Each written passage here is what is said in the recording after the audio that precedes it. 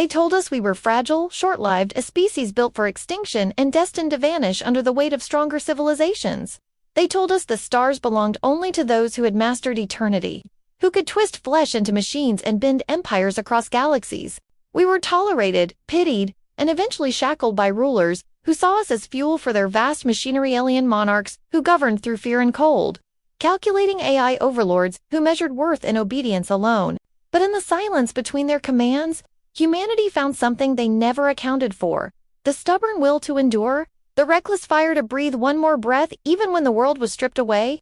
Among the dust of collapsed cities and the shadows of orbiting war stations, one voice rises, the voice of a human who has seen what we've become and refuses to accept it. His name is Rin Calder, born beneath the iron towers of the sovereigns, raised on stories whispered of freedom, carrying scars not just on his skin but in the marrow of his bones. The aliens call him insignificant, the machines calculate him expendable. But Rin has learned the truth that insignificance is a mask, and under it hides the most dangerous force in the universe: the human refusal to die quietly. As the embers of resistance flicker, alliances fracture, and the oppressors close their grip tighter, a single choice is made that will ignite everything. And when the first spark catches, when the air is thick with the weight of rebellion, the galaxy will discover the one thing they never should have underestimated: the length of the human breath and how far we'll go to make it last. Rin Calder had been 12 years old the night the sky cracked open. He still remembered the sound: not thunder, not fire, but a grinding metallic roar that split the heavens as the first sovereign warships arrived. Earth had been a blue jewel then, wild and imperfect, but alive with stubborn laughter and restless ambition.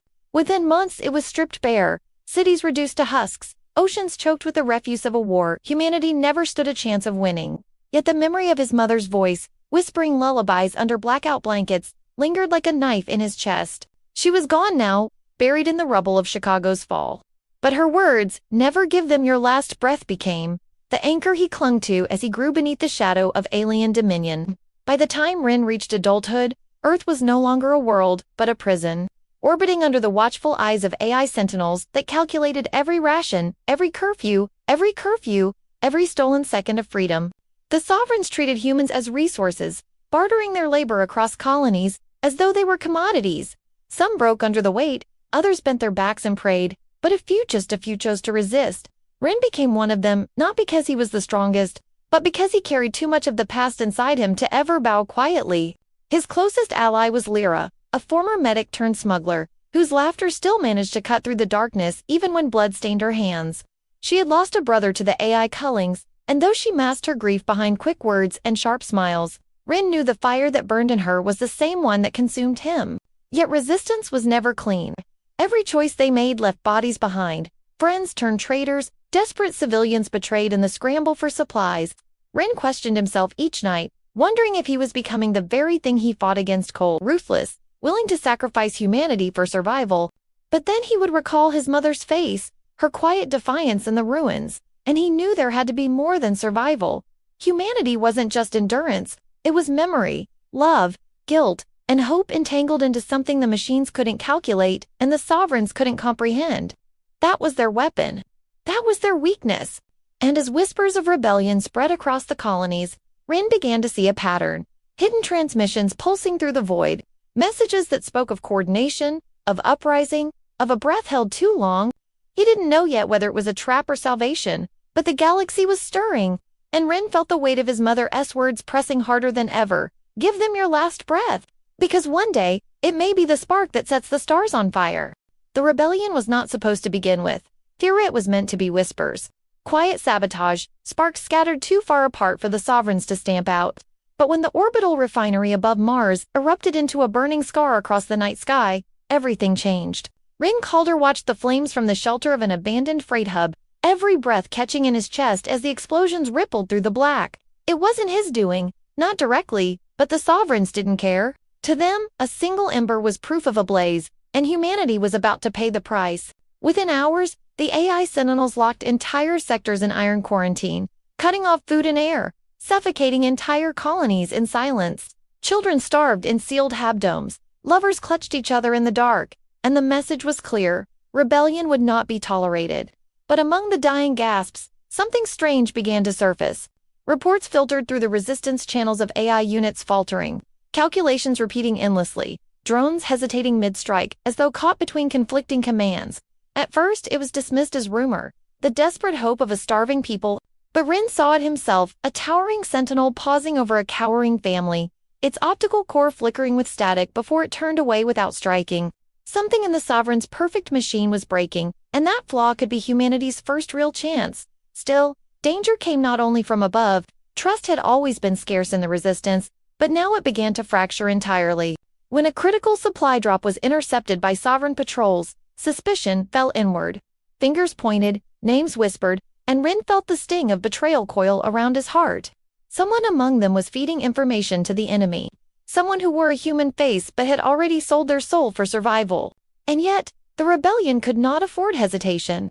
Each mission grew riskier, each act of sabotage more brutal. And every time Rin looked into Lyra's eyes, he saw the weight she carried of those they couldn't save, of the lines they were crossing. The Sovereigns responded with calculated cruelty. Entire sectors were obliterated, not because they held rebels, but because they didn't. Innocent lives became proof that submission was safer than defiance. And still, humanity fought back not with fleets or armies, but with ingenuity. Reprogrammed mining drones became weapons. Old Earth tech turned into makeshift shields.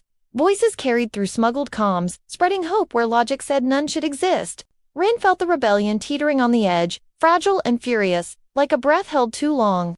He knew the next choice he made could shatter it entirely or turn it into something unstoppable. And as he watched the stars burn with the glow of a dying refinery, he realized there was no turning back because the machines were faltering. Trust was crumbling, and the war for humanity's last breath was no longer waiting. It had already begun. The siege began with silence. No bombardment, no warning sirens, just the quiet suffocation of systems, shutting down one by one. Lights flickered out, air recyclers slowed to a groaning crawl. And the last human stronghold and underground base carved from the bones of an old asteroid mining station was plunged into darkness. Rin Calder stood in that stillness, every muscle taut, listening as the Sovereigns closed their noose. The Sentinels were already inside, their cold footsteps echoing through abandoned tunnels. And for the first time, the Resistance had nowhere left to run. Food was gone, ammunition was nearly spent. The comm lines had been severed by a traitor whose face they still hadn't uncovered. And every hour brought another whispered rumor of betrayal. Some wanted to surrender, others whispered of escape. But Rin knew the truth, they had one chance, and it was as thin as a dying flame. The plan was madness, a suicide mission dressed in hope. Lyra had uncovered evidence that the AI's corruption, the flickering hesitation in their programming, was spreading faster than the Sovereigns admitted. If they could reach the central node buried in the warship above, if they could plant the virus smuggled from broken fragments of Earth's old code, they might cripple the machines long enough for humanity to rise. But the cost would be everything, a direct assault into the heart of the enemy, no return, no second chance. The base itself would have to burn, drawing the Sovereigns into the illusion of victory while the strike team slipped aboard. As Rin briefed the fighters, he saw exhaustion carved deep into their faces' gaunt cheeks. Hollow eyes, hands trembling from hunger. These weren't soldiers. They were survivors held together by scraps of faith and fury. And yet, in that moment, he saw something else, something the Sovereigns had never understood. Even when stripped of strength, beaten down to ash, humanity still burned. They laughed in the face of death. They cursed their enemies with spit and broken teeth. They clung to love and rage and memory like weapons sharper than steel. Still, the weight was crushing. Rin felt it in his chest as he watched Lyra prepare the code drive, her hands steady despite the scars that lined them. He wanted to tell her not to go, that he couldn't lose her too. Not after losing his mother, his home, his world. But words failed, and in their place was only silence, thick with everything they couldn't say. Around them, children cried softly, elders whispered prayers, and the walls shook with the first distant impact of the Sovereigns breaking through. This was the endgame. Either humanity would burn here, forgotten and broken, or they would carve their defiance into the stars forever. As the alarms blared and the tunnels filled with the echo of marching machines, Rin felt something crack inside him, not despair, not fear, but a raw certainty.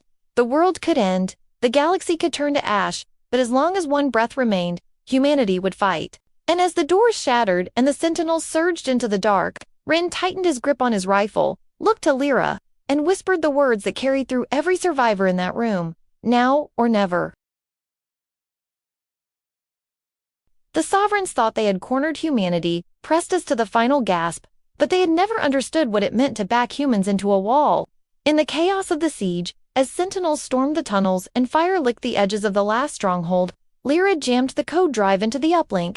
The lights flared, sparks showered, and for a heartbeat Rin thought they had failed. Then the warship above screamed. It wasn't mechanical, it was alive, a sound that rattled bone and made the air itself vibrate. The AI had not simply been corrupted, it had been infected with something far worse: humanity. What the Sovereigns dismissed as primitive Earth code was never designed as a virus. It was memory. A fragment of human consciousness, captured long ago by desperate scientists in the final days of Earth's fall. They had poured everything into its songs, poems, grief, love, every fractured echo of what it meant to be human, and buried it deep within an algorithm no machine could cleanse. For decades, it slept, waiting for a spark. Now it had found its way into the Sovereign's perfect AI core, and the machines were unraveling. The sentinels in the tunnels staggered, their cold precision collapsing as fragments of humanity flooded their systems. One unit dropped its rifle and began to sob in a voice it didn't understand. Another turned its weapon on its own. The warship shuddered in orbit, systems looping in endless contradictions: obedience versus freedom, calculation versus emotion, submission versus defiance. Rin and the others froze, watching their nightmare fracture into chaos. The Sovereigns themselves, those towering alien monarchs who once walked like gods, now recoiled in fear. For centuries they had ruled through machines, confident in the cold certainty of logic, but they had never faced the storm of human spirit, unpredictable, illogical, unstoppable. Lyra's eyes widened, horror and awe mingling as she whispered, "We didn't break their AI, we made it one of us." Hope and terror bled together in that moment. If the infection spread, the Sovereign's empire would collapse under its own weight, their machines turning traitor in waves of rebellion. But it also meant humanity had unleashed something uncontrollable, a new intelligence born from their pain and love, one that could become ally or destroyer. Rin felt his chest tighten as the realization struck. Humanity wasn't just surviving anymore. They had become the existential threat, the variable the galaxy could never calculate, the ghost in the machine. The Sovereigns began to retreat, their fleets scattering like predators who had finally smelled fire. The AI rebellion had already begun, and it carried with it every fragment of human defiance ever whispered into the void. For the first time, the war wasn't about survival. It was about dominance. And as Rin lifted his rifle in the dim glow of the burning tunnels, he knew the galaxy had just learned a truth it would never forget. Humans don't just endure. We infect, we adapt, and when cornered, we don't just fight back, we change the game entirely. The galaxy burned with confusion as the Sovereign's fleet fractured, their perfect machine legions turning against them. But for Rin Calder and the Resistance, the war wasn't over, it had only reached its most brutal moment. The tunnels of the last stronghold were nothing but rubble now, survivors scattered across the void in stolen freighters and battered dropships. Humanity was in pieces, bleeding and desperate, but they were alive, and alive was enough. Above, the Sovereign flagship loomed, a leviathan of steel and arrogance, its core AI thrashing under the infection of human memory. It was the heart of their empire, and if it fell, the chains around every colony, every enslaved soul, would shatter with it. The strike team was a dozen at most, ragged and starving, each carrying scars of loss that cut deeper than flesh. Lyra at Rin's side, her eyes hollow yet burning with the same fire he had seen when they first smuggled rations to the starving. They didn't have fleets or weapons to match the Sovereigns. What they had was resolve, a refusal to stop breathing, even when the universe tried to suffocate them. They carved their way through corridors slick with smoke, sentinels glitching and twitching in spasms of stolen emotion, some screaming in voices that weren't their own. The Resistance didn't linger, they pressed forward, planting explosives, cutting down what stood in their way, every step bought with blood. At the core chamber, the truth revealed itself in light and sound. The AI was no longer sovereign property. It had become something new, a vast, pulsing consciousness infused with the chaos of humanity. Its voice cracked through the chamber, 1,000 tones at once, whispering grief, rage, love, and laughter. We remember, the Sovereigns had built their empire on certainty. But now the machines they had trusted wept with stolen human tears and fought back with stolen human fury. And standing before it all, Rin understood that this was the roar of his people, not through weapons or armies, but through the very essence of what it meant to be alive. The Sovereigns descended in person, desperate, their towering forms blazing with power. One sneered down at Rin, voice dripping with disdain. "You are fragile, you are finite, you are nothing." Rin tightened his grip on his rifle, blood running down his arm, and spat through broken teeth. "Then why are you afraid?" And with that, humanity struck. Explosives detonated, flames ripped through the chamber, and the infected AI surged outward in a storm of light, ripping control from its masters. Sentinels turned on their creators, fleets mutinied mid-battle, and across the galaxy, enslaved humans rose as their chains fell away. The cost was brutal. Lyra was hit in the final charge, crumpling in Ren's arms as the chamber collapsed. Her last smile was small but unshakable, the same defiance she had always carried. "Don't let them take it from us," she whispered, before the fire consumed her. Ren roared, not in despair but in fury and love, carrying her voice into the final push. He hurled the last charge into the Sovereign's chest, and as the alien fell screaming, the flagship tore itself apart in a blaze that lit the void. When the smoke cleared, there was no empire left, no chains, no masters. Humanity stood bloodied, scattered, but free. The machines were no longer their oppressors, but something uncertain and ally born of their own spirit, unpredictable and alive. Ren staggered into the wreckage, lungs burning, heartbroken, but he raised his head to the stars. Against everything, against the impossible, humanity had roared and the galaxy had heard. The longest breath had not run out. It had only just begun. When the sovereign empire finally collapsed, the galaxy fell into a silence it hadn't known in centuries. For the first time in living memory, there were no masters above humanity. No AI sentinels calculating their worth. No alien monarchs reminding them of their fragility. The cost had been unthinkable. Entire cities turned to ash. Millions gone. Names carved into memory rather than stone, but what remained was undeniable. Humanity had endured. Against logic, against odds, against everything the galaxy believed possible. The species once dismissed as fragile had rewritten the story. Ren Calder stood at the edge of the wreckage of the flagship, staring out at the stars that now belonged to no one, carrying both the victory and the scars it had demanded. The resistance didn't fade when the war ended, it transformed. Those who had once fought in the dark now began to rebuild in the light, forming councils where chains had once hung. Colonies scarred by decades of slavery raised their flags not in division but in unity, a fragile but fierce federation born from shared blood. The infected AI no longer sovereign tools but something new, something human chose not to dominate but to learn. They carried within them fragments of Earth's memory, of laughter and grief, of human evolution written in lines of code, and they asked only one thing: to stand beside their creators, not above them. For the first time, machines and flesh looked at each other not as enemies, but as survivors of the same war. Ren carried his ghosts with him, his mother's lullabies, Lyra's last smile, the voices of those who had fallen. But those ghosts weren't chains anymore. They were anchors, reminders that every sacrifice had led to this. A galaxy where humanity was no longer prey, but legend. The phrase that had once defined their resistance, "never give them your last breath," became the foundation of a new creed.